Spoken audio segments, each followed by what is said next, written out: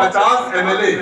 जो इसी समाजवादी पार्टी के थे वो मौजूद थे और मुजफ्फरनगर में उस वक्त जो है जुल्म और ज्यादती हो रही थी, हमारी बहन बेटियों की इज्जत आबरू नीलाम की जा रही थी, उनके साथ जुल्म हो रहा था, हमारे लोगों को कत्लेआम हो रहा था। और मुझे अफसोस के साथ कहना पड़ रहा है कि उस वक्त यही अखिलेश यादव सैफई में सैफई महोत्सव मना रहे थे और वहां पे तवायफों में डांस हुआ। जब उनकी गवर्नमेंट से ये पूछा गया, उनके सचिव से ये पूछा गया कि क्या वहां ठंड में बच्चे मर रहे हैं, उनके पास रहने की जगह नहीं है और आप जो है यहाँ पर इस तरीके के हीटर लगाकर यहाँ पे डांस करा रहे हैं, तो उस वक्त उनका बयान आया था कि ठंड तो सोमालिया में पड़ती है, यहाँ पर कोई ठंड नहीं पड़ रही है। इतना इस तरीके से हमारे साथ जुल्म हुआ, इस तरीके से हमारे साथ ज्यादती हुई और जुल्म और ज्यादती की इंतहा तो तब हो गई जब हम ये देख रहे थे कि हमारे साथ आजम खान साहब हैं, हमारे साथ दूसरे जो अहमद हसन साहब हैं, हमारे साथ और तमाम मुस्लिम रहनुमा जो उस पार्टी में थे, उन लोगों ने भी अपनी जबान नहीं खोली। आज इसी उत्तर प्रदेश में हम देख रहे हैं आजम खान साहब के साथ जो जुल्म और ज्यादती हो रही है। क्या उस गवर्नमेंट में अभी हमारे सदर कहीं प्रोग्राम में ये बात कह रहे थे, आजम खान साहब के ऊपर आपने भ्रष्टाचार का आरोप लगाया। आजम खान साहब ने अगर मुसलमानों को या लोगों को नौकरी को बॉन्ड निकली और उसमें कुछ लोगों को नौकरी मिल गई तो उन पर आप भ्रष्टाचार का आरोप लगाकर उनको जेल में डाल दिए। लेकिन उसी गवर्नमेंट में उसी के मुखिया अखिलेश यादव को उनके पीछे किसी सीबीआई जांच इस वक्त नहीं हो रही है। उनके पिताजी के ऊपर आय से अधिक संपत्ति का मुकदमा हुआ था, उसमें क्लीन चिट दे दी जाती है। उन सब लोगों के यहाँ माननीय मोदी जी और अमित शाह जाकर नाश्ता करते हैं, लेकिन हमारे आपके रहनुमा, जिसको हमने अपना रहनुमा बनाकर अखिलेश यादव और समाजवादी पार्टी को मजबूत किया था, उस आजम खान को आज जेल के अंदर डाल दिया गया। 70 सालों से हमारे साथ जो कुछ हुआ है उसको दिमाग में अपने रखना होगा। दोस्तों, मुझे बोलने का मौका दिया गया, मैं आपके सामने जो बात रखना चाह रहा हूँ ये है कि इस मुल्क के आज़ादी के बाद से लगातार हमारे साथ एक मंसूबाबंद तरीकों से जुल्म होता रहा, नाइंसाफियां होती रही। हमने अपने हिसाब से, अपने बड़ों के कहने के हिसाब से अपने एक पार्टी को चुनते रहे और ये समझते रहे कि जो पार्टी जुल्म कर रही है, इस पार्टी को हराकर हम अपने ऊपर होने वाले जुल्म को रोक लेंगे। मिसाल के तौर पे कांग्रेस की हुकूमत हुआ करती थी और हम जब अपने अजीज मस्जिद को शहीद होते देखे तो हमें ये लगा कि बाबरी मस्जिद के साथ जब हमारी मस्जिदों की हिफाजत नहीं हो पा रही इस मुल्क में, जब जो सरकार मौजूद है सेंट्रल में, जो सरकार सुप्रीम कोर्ट में एफिडेविट दाखिल करके यकीन दिलाती है कि उस मस्जिद की हिफाजत करना हमारी जिम्मेदारी है, वो सरकार उस मस्जिद की हिफाजत तक नहीं कर पाई, तो हमें यकीन हुआ कि अब हमारे साथ इस मुल्क में लगातार जुल्म बढ़ता जाएगा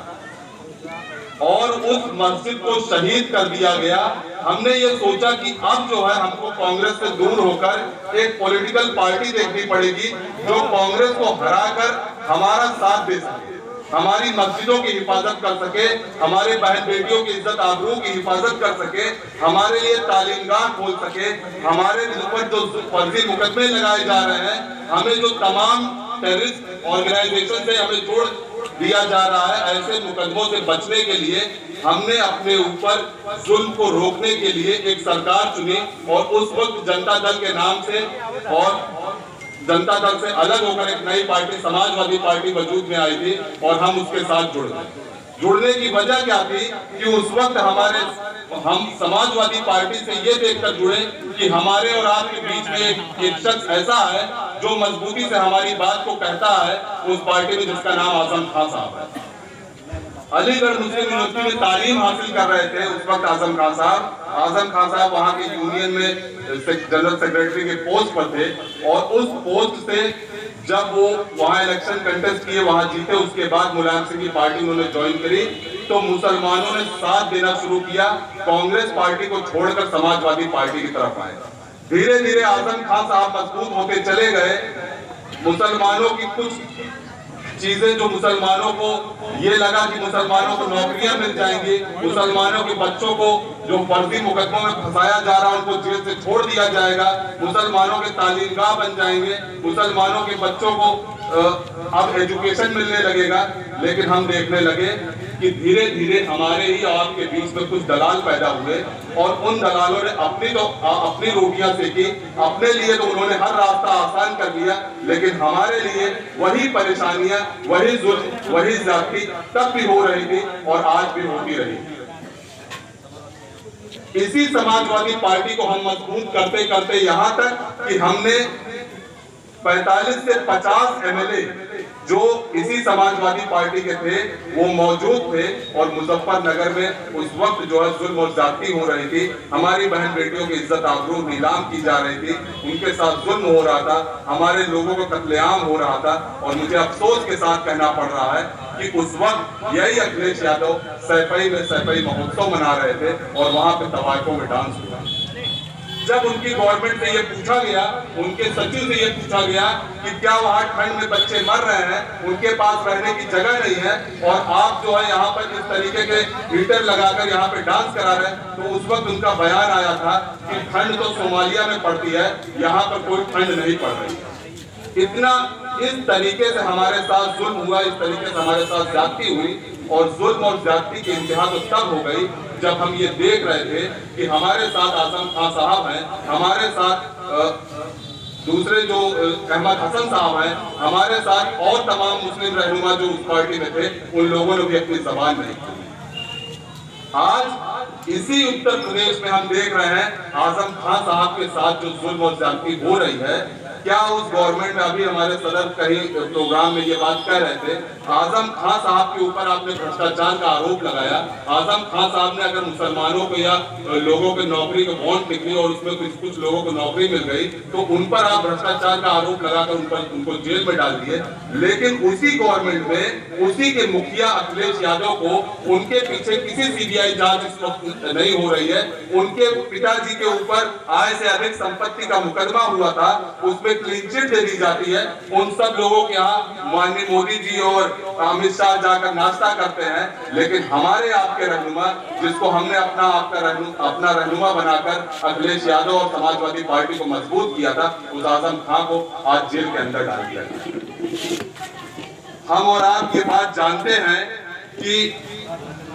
अगर अखिलेश यादव वाकई में आजम खान के प्रति हमदर्द होते, वाकई जिस तरीके से समाजवादी पार्टी कहती है कि हमारे पास संगठन है, हमारे पास लोग हैं, हमारे पास पूरी ऑर्गेनाइजेशन है, क्या वो ऑर्गेनाइजेशन कभी सड़क पर उतर के कभी किसी तरीके से आजम खान के लिए आवाज उठाई? कि कभी नहीं आवाज उठाई गई, कहीं पर आवाज नहीं उठाई गई। आज चुनाव जब नजदीक आ रहा है तो हम और आप अपने बीच एक रहनुमा तलाश रहे हैं। हम और आप ये सोच रहे हैं कि हमको और आपको बीजेपी को हराना चाहिए। बीजेपी को हराते हराते आज हम इस दहाड़े पर पहुंच गए हैं कि इसी प्रतापगढ़ की जेल में जाकर देखिए, हमारे नौजवान बच्चों के पैरों पर गोली मार के उनको जेल के अंदर उनका पैर सड़ रहा, उनका इलाज नहीं हो रहा।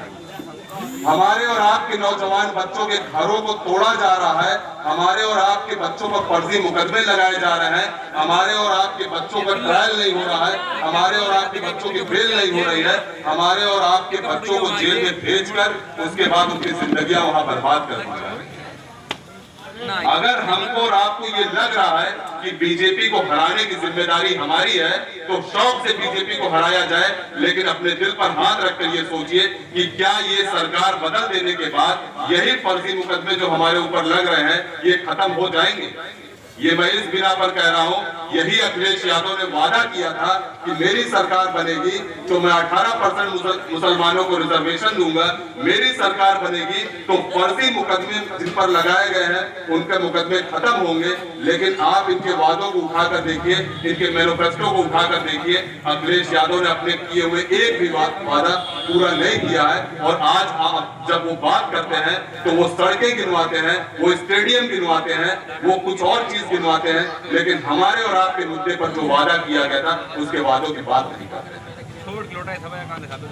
इसी रानीगंज विधानसभा क्षेत्र में कल की जो घटना हुई है उसको आप लोग ध्यान रखिए। हमारे और आपके बीच में एक संभावित प्रत्याशी थे अनिल सरोज साहब। अनिल सरोज साहब कल वहां से निकल रहे थे, उनके ऊपर जिस तरीके से घटना को अंजाम दिया गया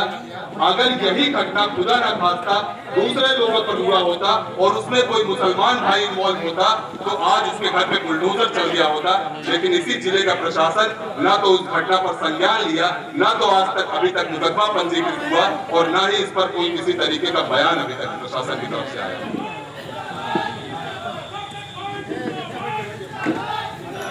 मेरे भाई, मैं सिर्फ आप लोगों से यही गुजारिश करूंगा कि जिस तरीके का जुल्म और अत्याचार पिछले 7-8 सालों में हमारे साथ लगातार चिन्हित करके किया जा रहा है, ये जुल्म सिर्फ मुसलमानों के साथ नहीं हो रहा है, इस देश के बैकवर्डों के साथ।